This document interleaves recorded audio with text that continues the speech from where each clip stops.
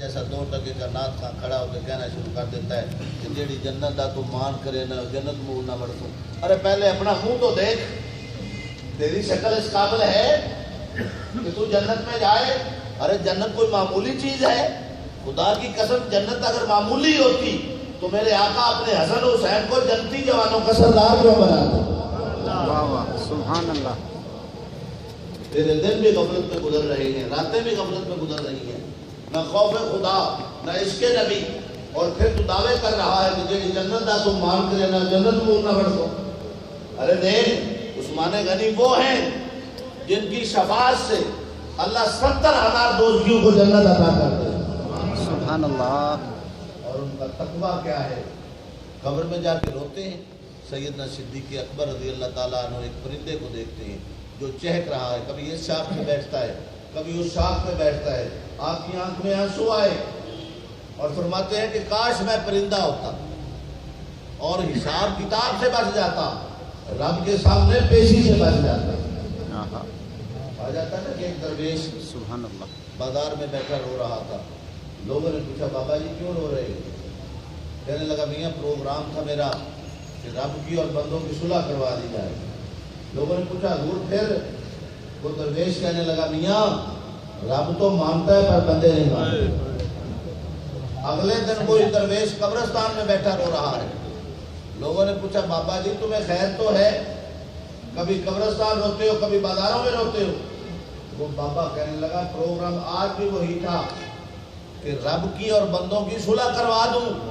لوگوں نے پوچھا پھر بابا جی؟ آپ نے فرمایا کہ آج بندے مانتے ہیں رب نہیں مانتا.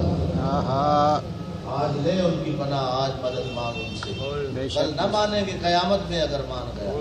آج وقت ہے تیرے پاس, لوگوں کے تو جنازے بھی پڑھ رہا ہے, گلوں پہ بھی آ رہا ہے, اپنے آپ کو بھولا ہوا ہے. اپنی فکر کر, پتہ نہیں کب اس کی طرف سے بلاوا آ جائے. ہم 99 کے چکر میں رہتے ہیں کہ ابھی فلاں بھی پھر رہا ہے, فلاں بھی پھر رہا ہے, ابھی تو میں چھوڑ چکر ہوں. غوث پاک فرماتے ہیں اپنے ارد گرد نظر ڈال, بوڑھے کم نظر آئیں گے جوان زیادہ, اس لیے کہ بڑھاپے کو پہنچتا ہی کوئی ہے. مولا علی سیرت کا ہے آپ سے پوچھا گیا حضور مشکل کیا ہے, مشکل تر کیا ہے؟ آپ نے فرمایا مشکل ہے قبر میں اترنا, یہ پہلی گھٹی ہے, اگر یہاں سے سلامتی ہو گئی تو آگے بھی بچت ہو جائے گی. اور مشکل تر بغیر تیاری کے قبر میں ہے. پھر پوچھا گیا, اس نے اگلا سوال کر دیا حضور واجب کیا ہے اور واجب تر کیا ہے؟ آپ نے فرمایا واجب ہے توبہ کر لینا, صبح کا بھولا ہوا اگر شام کو گھر آ جائے اسے بھولا نہیں کہتا. بغیر کسی دیر کے توبہ کر لے, پتہ نہیں کب توبہ کا دروازہ بند ہو جائے, تیری عمر کا چراغ گل ہو جائے.